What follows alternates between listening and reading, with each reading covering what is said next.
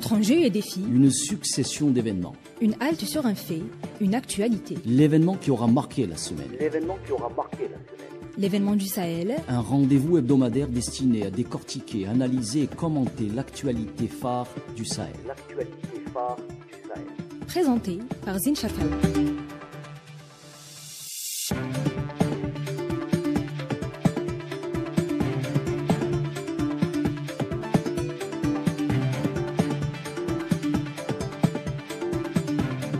Bonjour chers amis auditrices et auditeurs d'Ifriqiya FM. Bienvenue dans l'événement du Sahel, une émission hebdomadaire de 26 minutes destinée à analyser, commenter et débattre des événements phares qui ont marqué la semaine de la région. Le numéro d'aujourd'hui est consacré au paysage politique post-législative en Afrique du Sud. Il est intitulé « L'Afrique du Sud entre dans l'ère des coalitions ». Pour en parler, il y a avec nous Mokrana Touarabi, responsable de la rubrique politique du quotidien francophone El Watan. Bonjour, monsieur Mokrana Touarabi. Bonjour, monsieur Zine Chafaoui. Bonjour aux auditeurs d'Ifriqiya FM. Merci pour l'invitation. Merci, Mokrana Touarabi. C'est nous qui vous remercions.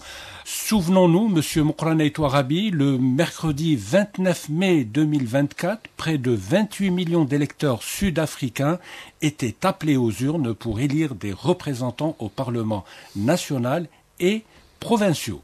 Ces élections législatives ont été les plus disputées des 30 dernières années et ont constitué une sorte de test pour l'ANC, parti majoritaire au Parlement sud-africain depuis la fin de l'apartheid. Comme beaucoup d'observateurs s'y attendaient, l'ANC est sorti vainqueur de ces législatives, mais a perdu sa majorité absolue. Pour gouverner, le parti du défunt Nelson Mandela était contraint de tisser des alliances avec une ou des formations de l'opposition. C'est ce qui s'est produit puisque le président Cyril Ramaphosa a annoncé le 30 juin 2024 la composition de son nouveau gouvernement. Il s'agit d'une coalition de partis de différents bords politiques. Alors, monsieur Mokrana Touarabi, avant de rentrer dans le vif du sujet, pourriez-vous nous dire ou nous rappeler à quoi ressemble la nouvelle carte politique en Afrique du Sud? En quoi diffère-t-elle de l'ancienne? Au fait, d'abord, l'élément central, c'est cette perte de la majorité absolue de l'ANC. Qui a été le parti de Nelson Mandela a été contraint de composer avec d'autres formations, notamment de l'opposition, pour constituer une coalition avec laquelle il pourrait gouverner. Aujourd'hui, le paysage politique sud-africain n'a pas beaucoup changé. Pourquoi il n'a pas beaucoup changé? Par la simple raison que la première force politique en Afrique du Sud reste l'ANC. Et en deuxième position, c'est toujours l'Alliance démocratique qui est un peu une idéologie libérale et en deuxième position et qui n'a pas beaucoup évolué par rapport aux précédentes élections. Et la nouveauté, si j'ose dire, de cette élection, qui est un parti qui est arrivé en troisième position, et c'est un peu la surprise de cette élection et en même temps l'explication de cette perte de majorité pour l'ANC, c'est le parti de Jacob Zuma qui était l'ancien président, le MK, donc le parti de Jacob Zuma, Mkutu Wisaizwi, qui a pu pour ce jeune parti décrocher 58 sièges au sein de l'Assemblée nationale sud-africaine. C'est à peu près 15% de l'électorat. C'est à peu près 15% de l'électorat. Alors juste pour les auditeurs d'Ifriqiya FM, alors lors des dernières législatives sud-africaines, l'ANC s'est arrogé la première place. Avec 40%. La deuxième place a été prise par l'Alliance démocratique. L'Alliance démocratique qui a eu 87 sièges, donc elle a gagné 3 sièges par rapport à l'ancienne législature où elle avait 84 sièges. La troisième, c'est MK, donc de Jacob Zuma, qui a eu 58 sièges. Et je crois que la quatrième position a été prise par l'EFF. L'EFF qui est le parti de Julius Malema. Economic Freedom Fighters.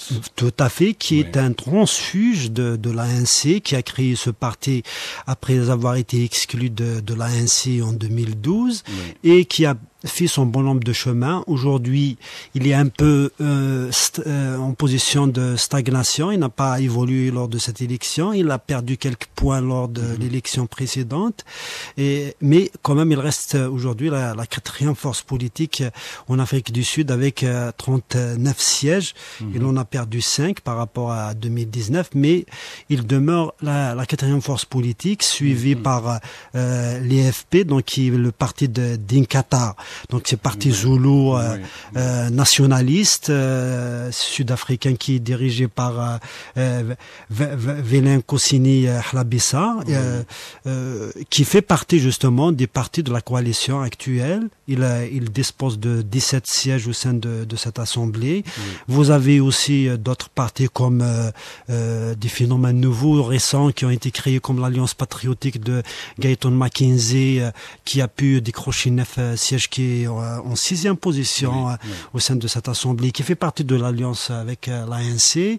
Il y a aussi le Front de la Liberté, le VF+, bien qu'il a perdu quelques sièges par rapport à l'ancienne législature, et il en a aujourd'hui 6 sièges au sein de l'Assemblée, et il fait partie de la coalition actuelle au gouvernement. Et il y a d'autres partis qu'on peut qui ont été créés. Donc vous avez par exemple le parti Action SA, qui est un transfuge, qui est par un transfuge de l'Alliance démocratique, parce que même l'Alliance démocratique a connu des dissensions internes créées par Herman Machaba, qui fait partie de cette alliance, le parti chrétien démocrate africain aussi, et ainsi de suite. Alors, si j'ai bien compris, Mokhran Touarabi, l'ANC est sorti vainqueur de cette élection.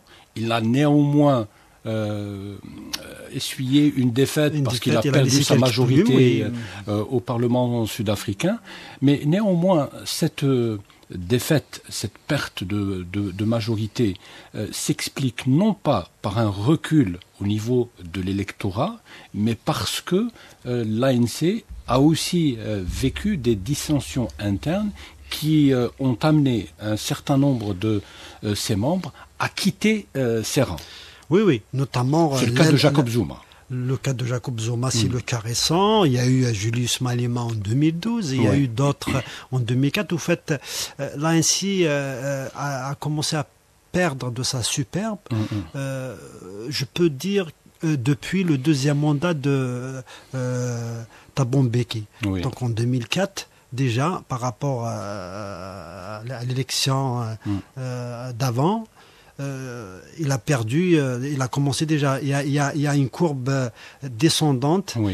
Chaque année, on perdait 10 à 15 sièges au sein de l'Assemblée. On est passé de 279 donc en 2004 à 230 en 2019 et aujourd'hui à 153. Effectivement, cette fois-ci, l'ANC a perdu quand même pratiquement 71 sièges. C'est énorme. Et pourquoi énorme. On va les trouver dans le parti de Jacob Zuma, qui n'est pas un parti... Par les scissions, parce que l'ANC a vécu des scissions successives qui ont amené son réservoir de sièges au niveau du Parlement. Tout à fait. Il s'est rétréci en faveur d'autres figures, anciennes figures de l'ANC qui ont créé leur propre parti, Jacob Zuma. Mais aussi, il y a certains petits partis beaucoup plus présents dans certaines provinces et qui ont pu grignoter aussi un peu.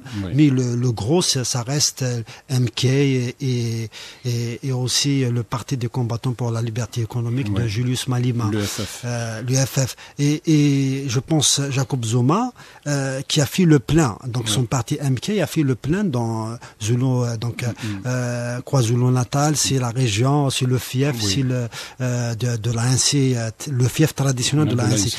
Mais il faut savoir aussi que l'ANC est le seul parti qui est présent sur toutes les provinces sud-africaines, sur tout le territoire. Il a des députés un peu partout. C'est le seul parti. Il n'y a pas un autre qui a pu faire ça. Alors, si mes calculs sont bons, Mokhran Touarabi, il y a 18 partis qui sont représentés au niveau du Parlement sud-africain. Oui. Alors, sur ces 18 partis, combien de partis sont entrés au gouvernement et à quoi ressemble maintenant le nouveau gouvernement sud-africain? Jusque-là, c'est un gouvernement dominé par des ministres de l'ANC. Alors cette année, il y a quelque chose quand même de nouveau.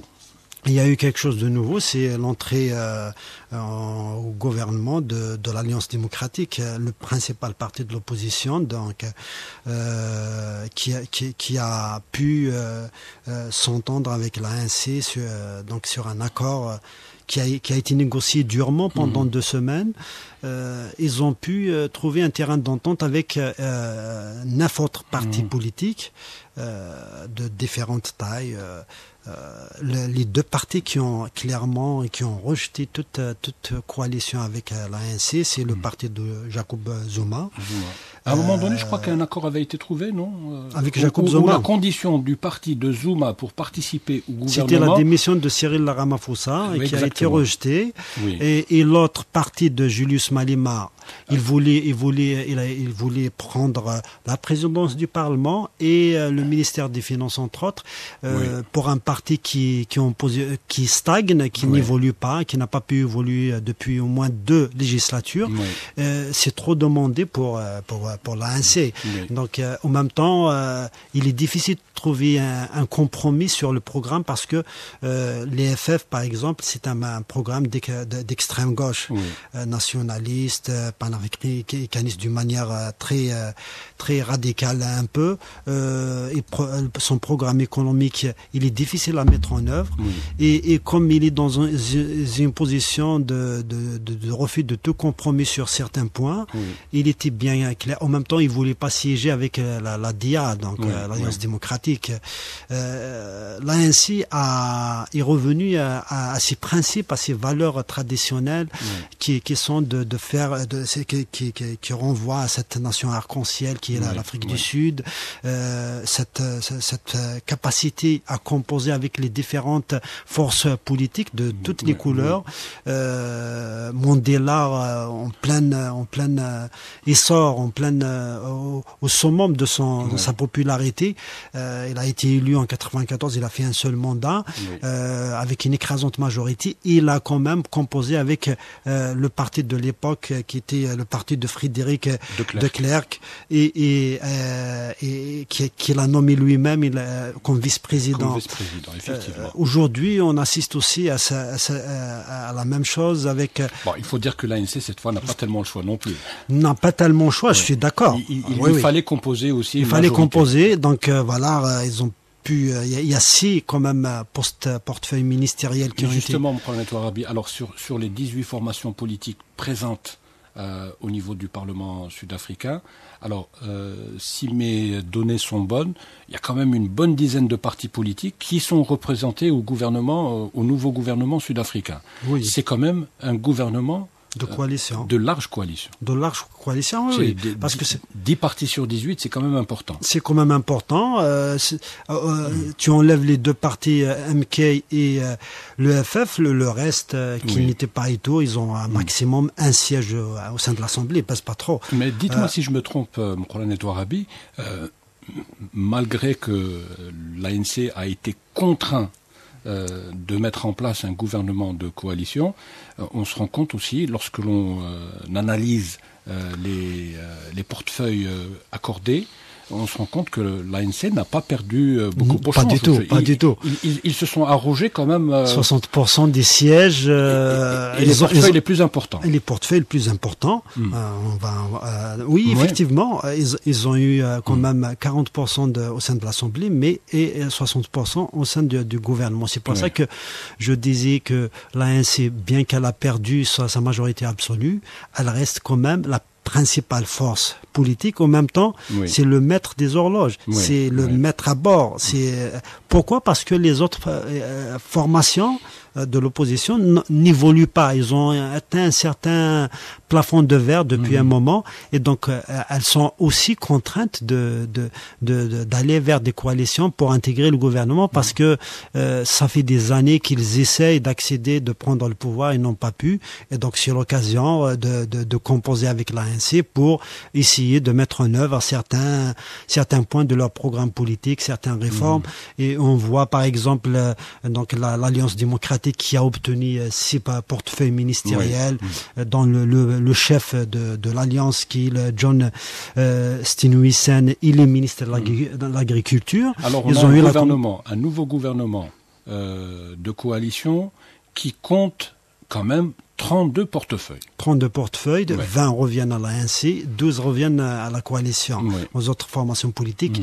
Sur les 12, la moitié revient à l'Alliance démocratique, c'est normal, parce que l'ANC aurait pu faire juste avec l'Alliance démocratique un accord, mais il a décidé d'élargir. Et l'ANC n'était pas obligé aussi d'inclure l'Alliance démocratique dans le gouvernement, parce qu'il pouvait aussi constituer une majorité, avec les autres, une autre majorité avec d'autres partis politiques. Oui, parce que il lui fallait juste avoir 200 sièges, donc il lui manquait à peu près 48 sièges. Il aurait pu les constituer avec les autres, parce que avec les petits partis. Mais dans le contexte actuel, il peut pas ignorer cette réalité.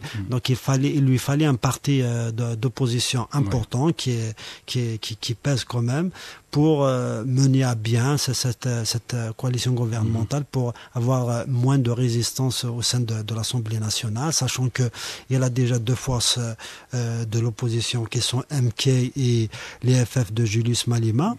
Le choix de l'ANC d'intégrer l'Alliance démocratique aussi, c'est participe de cette vision de vouloir aujourd'hui associer les principales forces de l'opposition dans la prise en charge des problèmes auxquels est confrontée l'Afrique du Sud. On a cette notion d'union nationale, cette volonté de fédérer les Sud-Africains autour d'un projet pour donner plus de punch, plus de crédibilité vis-à-vis du peuple qui a voté, qui a voulu que ça soit comme ça un vote, une majorité relative. Donc il n'y a pas de majorité absolue. Ça veut dire quoi? Ça veut dire qu'il faut composer, il faut gouverner ensemble.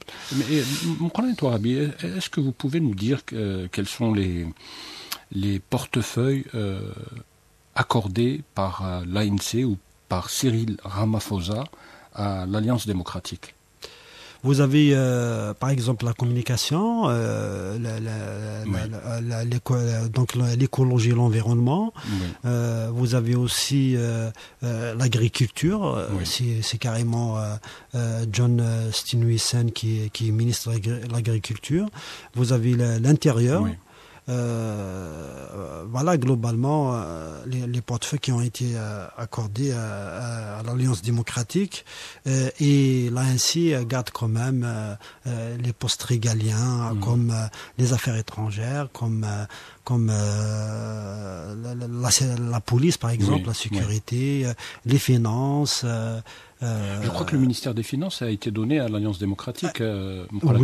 Désolé pour... oui, effectivement.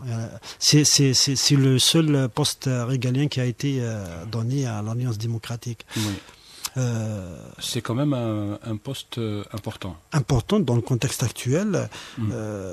Voilà, donc vous avez aussi les travaux publics, qui est un poste important qui a été donné à l'Alliance démocratique, sachant qu'il y a des rattrapages à faire, sachant que les infrastructures de transport en Afrique du Sud nécessitent de la réhabilitation, un programme de réhabilitation important. Et c'est un portefeuille qui regroupe, je crois, l'énergie, c'est un poste aussi qui regroupe aussi les ressources en eau. En fait, donc vous avez l'agriculture, vous avez l'environnement, vous avez les travaux publics, vous avez l'éducation, la communication et l'énergie. Donc quand même, c'est des postes... Au fait, il y a eu quand même 2 semaines de négociations, d'âpres négociations pour arriver à un accord avec essentiellement justement, j'allais vous poser une question par rapport à ça.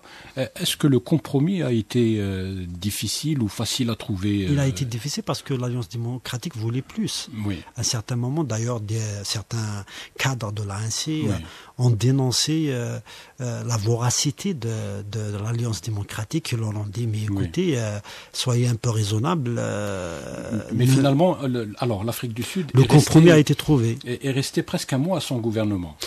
Oui. Un mois, lorsque l'on compare par exemple avec d'autres pays occidentaux. Ils ont quand même réussi. C'est pas beaucoup non plus. C'est pas beaucoup. Bon, je pense que dans le contexte. Autant les négociations ont été âpres, autant aussi, le compromis. Quand même, ils ont réussi. C'est ça la force de la rapidement. démocratie. En fait, on a fait preuve de maturité de part et d'autre. La démocratie sud-africaine aujourd'hui, elle est mature. Les Sud-Africains ont donné des leçons de démocratie au reste du monde. Quand on voit ce qui se passe dans certains pays européens qui se retrouvent justement dans des situations semblables à l'Afrique du Sud, je pense que l'Afrique du Sud a pu dépasser cette situation sans grand couac. Alors je résume juste. Alors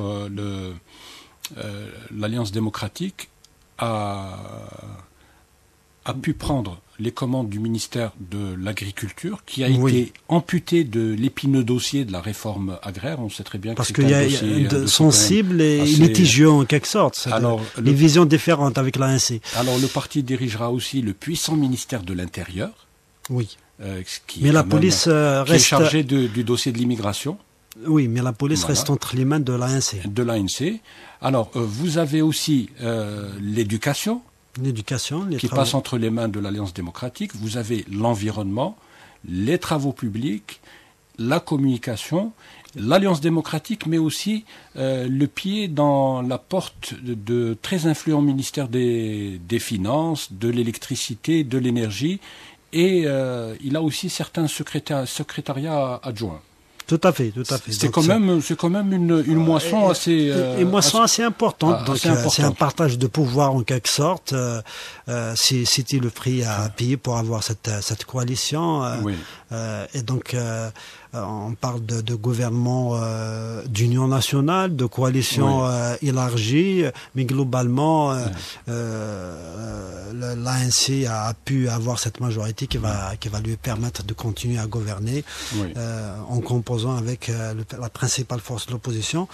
Et ça va lui donner la possibilité d'avancer et de partager aussi cette responsabilité, lourde responsabilité qui est de relever des défis énormes, et l'Alliance démocratique aura du pain sur la planche parce que les départements qu'elle a obtenus quand même, c'est des départements qui nécessitent un déploiement d'énergie énorme. Voilà. On dit que Cyril Ramaphosa, le profil de Cyril Ramaphosa a beaucoup contribué à trouver un compromis, un SMIC politique entre des forces politiques de différents bords. Ramaphosa, et on le dit, beaucoup d'observateurs politiques le disent en Afrique du Sud et à l'étranger, c'est un fin négociateur. Parce que il a eu un passé de syndicaliste. Il a géré un portefeuille économique assez important. Il a participé aussi aux discussions concernant la transition politique en Afrique du Sud. Il a participé à la transition, aux discussions sur la transition. Et sous Mandela, il a hérité quand même d'un département de gestion du principal portefeuille économique du pays. Donc il avait affaire au syndicat. Et, en fait, il a passé une bonne partie de sa carrière à négocier. Exactement. Au final, l'ANC conserve des portefeuilles clés. On a les finances, les affaires étrangères, la justice, la défense, la police. Pratiquement, il conserve les principaux postes régaliens. Et c'est la raison pour laquelle, maintenant, c'est un volet qui intéresse l'Afrique. Donc, en matière de politique étrangère, l'Afrique du Sud ne devrait pas changer de cap comme le rêver ou le souhaiter à certain nombre d'acteurs, à la fois régionaux et extra-régionaux. Le nouveau ministre des Affaires étrangères s'est déjà exprimé lors en marge de réunion de l'Union africaine. Et il a clairement réitéré la position de l'Afrique du Sud sur un certain nombre de dossiers, principalement sur la question du Sahara occidental. L'Afrique du Sud reste... Exactement, toujours engagé aux côtés des Sahraouis pour leur droit à l'autodétermination. Et il est toujours engagé en faveur de la cause palestinienne qu'il soutient, qui va continuer à mener le même travail au niveau de la CIJ, au niveau des instances onusiennes, la CPI, afin de justement de permettre d'aider ce peuple palestinien à se libérer du joug colonial et justement à essayer de stopper ce génocide que perpétue l'occupation israélienne à Gaza. Donc sur le plan des affaires étrangères, il n'y a aucun changement à faire. Et voilà, donc globalement, Mokhranné Touarabi, c'est une Afrique du Sud qui finalement sort renforcé de cette élection législative. Effectivement, c'est un exercice démocratique assez intéressant et qui devrait inspirer d'autres nations africaines. L'Afrique du Sud, encore une fois, elle a montré sa capacité à surmonter les crises, à dépasser, à trouver des solutions à ces problèmes d'une manière démocratique, d'une manière civilisée, à travers la négociation, le dialogue et la discussion. Très bien. Je crois que nous ne pouvions pas trouver un meilleur mot de la fin pour clôturer ce numéro de l'événement du Sahel. Vous l'aurez compris, chers amis auditrices et auditeurs, nous arrivons au terme de cette émission qui a été préparée et présentée par Zine Cherfaoui. Elle a été réalisée par Hassiba. À la barre technique, il y avait... Amine, je crois. Nous vous donnons rendez-vous la semaine prochaine, même jour, même heure, pour un nouveau numéro de l'événement du Sahel. Je vous rappelle que vous pouvez continuer à nous écouter sur Internet. Pour cela, il vous suffit simplement de télécharger notre application sur Play Store. Merci de nous avoir suivis. Bonne écoute avec la suite des programmes d'Ifriqiya FM. Au revoir.